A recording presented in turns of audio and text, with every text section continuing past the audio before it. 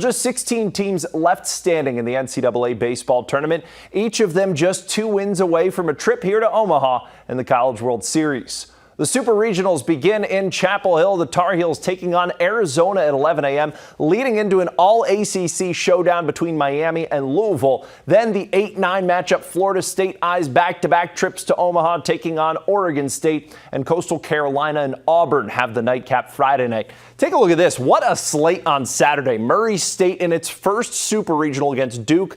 LSU hosting West Virginia at 1. Then the reigning champs Tennessee against Omaha native Cam Kojal and the Razorbacks. And finally, another super debut, UTSA at UCLA. For a full schedule, head to firstalerts6.com. Nebraska